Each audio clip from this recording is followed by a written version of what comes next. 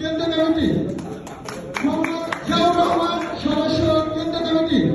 মোহাম্মদ মুরসালিম সদস্য কেন্দ্রীয় কমিটি,